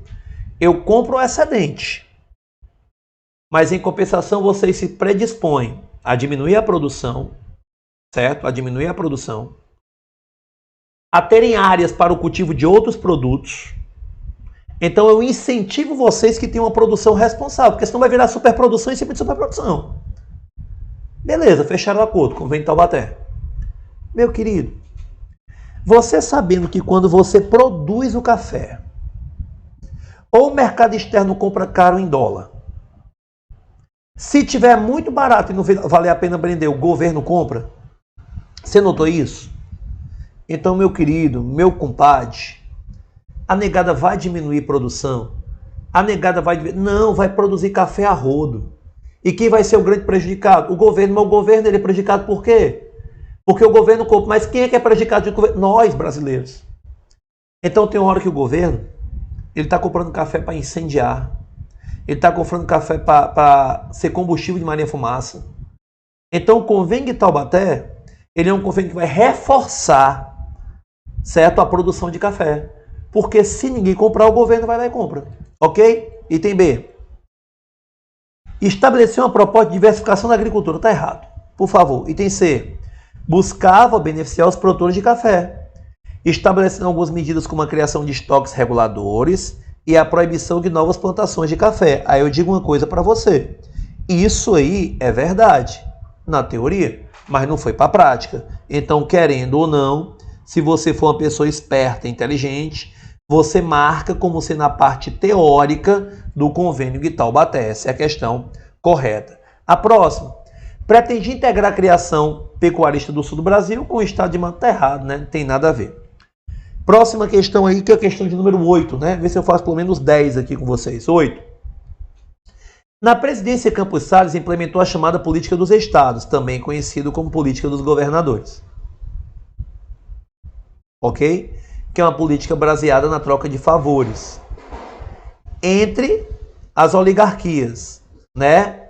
As oligarquias nacionais, estaduais e as locais. No caso das oligarquias locais, a figura do coronel, ok? Que fortalece a elite local, que gera apoio para a elite estadual, que gera o apoio da elite nacional, que vai garantir que a elite estadual se perpetue no poder, que vai garantir que a elite local se perpetue no poder, fortalecendo mais ainda o poder do coronel. Todo mundo ganha, só quem não ganha é o povo. Tá ok? Continuando. Concretização peculiar do federalismo, que foi conhecido pelo nome de política dos governadores. Com o abandono em que viviam as populações interioranas submetidas ao coronelismo, titio já havia explicado, e ao banditismo, aí quando eu falo banditismo, já eu explico para você, cadê minha caneta, mancha? Ah, tá aqui. Pronto. Banditismo, que se graçavam e desgraçavam nos sertões brasileiros. A soberania dos estados apenas propiciou o fortalecimento e a impunidade dos velhos oligárquicas.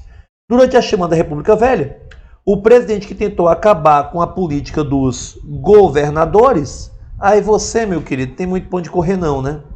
Dentre as opções aqui, você vai encontrar Rodrigues Alves, não, ele é cria dessa política, certo? Nilo Peçanha, não, ele é cria dessa política. Afonso Pena, não, ele também é cria dessa política, né? Venceslau Braz, não, vai ser quem? O Hermes da Fonseca. O Hermes da Fonseca. Com a política da salvação. Mas por quê? Né? O Hermes da Fonseca, ele sucede o Nilo Peçanha, certo? Então, entre 1910 e 1914. Depois dele vem o Venceslau Braz, né? De 1914 a 1918. Inclusive aí vinha o Delfim Moreira, né? Mas o eleito tinha sido Rodrigues Alves, mas morreu de gripe espanhola. O Hermes da Fonseca, ele talvez tenha contado com uma das campanhas mais apertadas à presidência durante a República Oligárquica. Ele, Hermes da Fonseca, ele concorreu com um rapaz chamado Rui Barbosa, que já havia sido candidato em momentos anteriores. Inclusive vai ser candidato novamente depois. Ele, Rui Barbosa, lançou uma campanha, que era a campanha civilista, que era uma campanha justamente contrária à presença de Hermes, né, sobrinho do Marechal Deodoro, no poder. E ele vai contar com parte das elites que compõem aquele cerco do café com leite. Parte das elites. E você vai ver que meio que é um racha na República do Café com Leite naquele momento. Só que é difícil vencer a máquina. E o Carlos Eduardo diz, comecei a estudar para as policiais e recentemente tive vontade de botar a cara nas militares. Foco, porque ano que vem é minha última chance de SpaceX. Então, beleza. Dê o gás aí que você consegue. O Hermes da Fonseca foi vitorioso. Então, o que é que ele fez?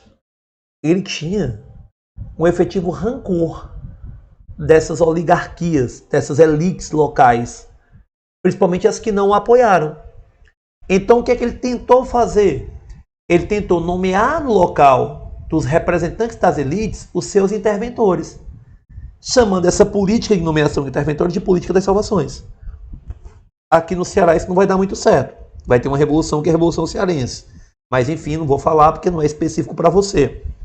Mas é o Hermes da Fonseca que faz isso, que implanta a política aí das salvações, tá ok? Perfeito? Vamos lá. Próxima questão. Botei aqui no canto errado. Próxima questão. Tenho uma dificuldade danada de achar essa caneta. Ideias republicanas estavam presentes entre os brasileiros há tempos, no século XVIII. Inspiravam movimentos contra o domínio português em 1870. Um grupo de políticos lançou no Rio de Janeiro um manifesto republicano, né? Inclusive um deles é Quintino Bocaiúva. Os seguintes episódios ocorridos na segunda metade do século XIX abalaram o Império Brasileiro, considerando os seguintes fatos. Cara, eu vou logo te dizer. Questão militar, questão religiosa, questão abolicionista. 1, 3 e 5, certo? Resposta o item C, mas agora eu vou explicar. Por quê? Vamos lá. Eu posso dividir o segundo reinado? Newton, o segundo reinado vai de quando a quando? Deixa eu botar aqui. Vai de 1840 até o ano de 1889. Cara, eu posso dizer que entre 1840 e 1850 eu tenho uma fase que é a fase de consolidação. De 1850 até 1870 eu tenho um auge, inclusive com o Oeste Paulista bombando, certo? E de 1870, velho, em diante, até 1889, eu tenho uma crise. Certo? Eu tenho uma crise. E essa crise se dá por várias questões, velho. Vamos lá. Primeiro, Bula Sílabus, certo? Papa Pio IX. Newton, vem comigo. O que é que aconteceu com essa bula? Aí, pelo amor de Deus, o que é que vai acontecer? Nada mais, nada menos do que você vai ter o seguinte pensamento. O seguinte pensamento. Eu não vou querer, de jeito nenhum, ficar com a ideia de que a Igreja Católica pode ser frequentada por qualquer um. Vou não. Mas de jeito nenhum. A minha ideia agora é o seguinte. A minha ideia é que a igreja ela seja frequentada pelos católicos realmente. Eu vou criar aqui dentro da igreja uma teoria de que vai ser frequentada pelos católicos, efetivamente. Eu vou proibir ou frequentadores de outras religiões ou de outras doutrinas, inclusive a maçonaria. Puxa vida. Só que tem um pequeno problema, né? Só que eu tenho um pequeno problema. O imperador Dom Pedro II é maçom. A família é oriunda da maçonaria. Então essa bula vai ou não vai ser implantada aqui no Brasil? Pela Constituição de 1824, a igreja está subordinada ao Estado. Pelo padroado, pelo beneplácito. Só pode ser nomeado para a igreja quem é consentido pelo imperador. E as regras da igreja só podem valer se passarem pelo imperador. Só que eu tenho o bispo de Olinda e o bispo de Belém que decidem implementar essa bula. O que é que vai acontecer? São condenados à prisão por trabalhos forçados. Newton, Papa e Imperador em lados opostos. Quem é que vai ser enfraquecido? O Imperador. O Brasil é um país de base católica. Naquela época a religião católica era a religião oficial. Então a questão religiosa fez com que o Imperador perdesse popularidade. Questão militar. De 64 até 70, Guerra do Paraguai. Batalha do Riachuelo, para quem vai fazer prova para a Marinha. Né? Batalhas perigosíssimas, como é o caso da Batalha do Maitá, a gênese da Marinha Brasileira, Almirante Tamandaré, a galera que você conhece bem. Não é assim? Beleza. Cara, se eu te falar que os militares após a Guerra do Paraguai queriam um prestígio que obviamente deveria ter sido dado. Ah, por quê? Porque eles defenderam a integridade nacional. Já imaginou se o Solano Lopes ele tivesse realmente invadido o Rio Grande do Sul e o Mato Grosso? O Brasil sem esses dois territórios e o Paraguai do lado ali, certo? Crescendo, mostrando que conseguiu liquidar Argentina, Uruguai e Brasil juntos na Guerra da Tríplice Aliança. Então, querendo ou não, os militares foram preponderantes, importantíssimos. Só que sabe o que aconteceu depois disso? Foram proibidos de falar de política, foram proibidos de se manifestar politicamente, não tiveram reajuste nos seus soldos, não tiveram reajustes estruturais. Os militares se voltaram contra o imperador. Ele perdeu a base. É tanto que a República, a proclamação, é um golpe militar. E a questão abolicionista?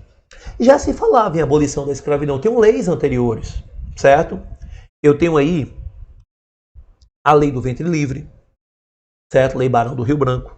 Inclusive, que foi homenageada e era maçom, prejudicando a ideia aí da questão religiosa. Eu tenho a lei Eusébio de Queiroz, que proíbe o tráfico de escravos. Eu tenho a lei do sexagenário, certo? Lei Cota Egípcia Saraiva. Mas aí todas são leis para inglês ver, né? São leis que não têm efetividade. Tá ok? Porém, meu querido, a lei que abole a escravidão é a Lei Áurea. Não é assim? Lei Áurea. 13 de maio de 1888. Era uma lei que já era pensada, a abolição da escravidão sim. Até para dar mais produtividade com a presença de imigrantes aqui no Brasil. Como era pensada a escravidão, o fim da escravidão? Pagamento de indenização por parte do governo, certo? Era pensado dessa maneira. Pagamento de indenização por parte do governo. Além de tudo, também era pensada como sendo o quê? Também era pensada, deixa eu botar aqui no canto correto, também era pensada de uma forma que pudesse absorver esse escravo à sociedade. Seria esse o método perfeito para o escravo e para o fazendeiro. Como é que veio? Não houve pagamento de indenização, foi sob forte pressão inglesa. Não houve absorção do escravo no mercado de trabalho. Então nós temos aí uma seríssima desigualdade e uma seríssima insatisfação, principalmente dos grandes latifundiários, que se voltaram contra o governo. Então eu tenho a questão abolicionista, a questão militar e eu tenho a questão religiosa. E eu acrescentaria outra. a questão republicana. Porque havia no Brasil o Partido Republicano, o mais forte é o Partido Republicano Paulista. O Rio do Rio era uma bagunça.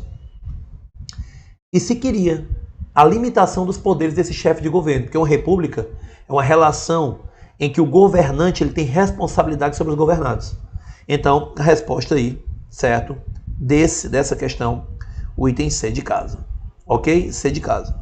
Perfeito? Próxima questão. Deixa eu ver aqui no material aqui que questão é essa, bem rapidão. Porque eu fico perdido sem a numeração, né? Deixa eu ver qual é a questão aqui. É a nossa 10ª questão, certo? Nossa 10ª questão. Perfeito? Material aqui, questão de número 10. Vamos lá. Assinale V para as proposições que apresentam práticas políticas que caracterizaram o início da República no Brasil. E F para as que não apresentam tais práticas. Então vamos lá, né? O que é que eu vou ter aqui? Coronelismo. Sistema político baseado em acordos e troca de favores e reconhecimento. Verdadeiro, né? 2. Mandonismo. Consolidação do poder nas mãos das elites que governavam graças à riqueza as quais controlavam. Verdadeiro também. Item C aí, clientelismo. Estratégia de cooptação de determinados segmentos sociais por meio da utilização de recursos pertencentes ao Estado. São a troca de favores. Ok? Verdadeiro também. Então só me tem uma resposta. O item C de casa. O item C de casa. Perfeito, pessoal? Então, não deu para fazer a lista toda. A gente fez 10, né? Para quem não sabe, 12 horas eu dou aula. Então, espero efetivamente que vocês tenham gostado. Mas antes, diz aí, por favor, certo? O que vocês acharam do evento? Se vocês querem mais eventos como esse para as carreiras militares, porque a gente agora está dando gás. Muito obrigado pelo público, né? A gente começou com 20 e poucas pessoas, de quase 50 assistindo. Para as carreiras militares isso é muito bom, mas o AlphaCom vai ficar muito mais forte. Para quem não acompanhou, a gente chegou a colocar 360 pessoas no nosso evento do 7 de setembro. E eu queria muito, certo, que a gente fizesse uma parceria. Que tipo de parceria? Cara, divulga os eventos, divulga o AlphaCom, porque a gente está te dando conteúdo de graça, conteúdo de qualidade. Então eu espero que você goste. Eu sei que é meio assim, não é a mesma coisa do estúdio, né, quando a gente está gravando aqui no home office, né? Eu venho aqui para um quarto, né? Ficar gravando com vocês, de vez em quando, problema técnico, o cachorro que late, o carro que passa, mas assim, a gente não está parado. A pandemia ainda não fez com que tudo retornasse, não. Por exemplo, aqui em Fortaleza nem tudo está funcionando ainda. Né? Curso presencial não está funcionando. E a gente está aí com você. Então, espero que você tenha gostado. Beijo no coração, me segue lá, @prof.newtonmatos, e a gente se encontra em outro momento. Tá ok? Valeu!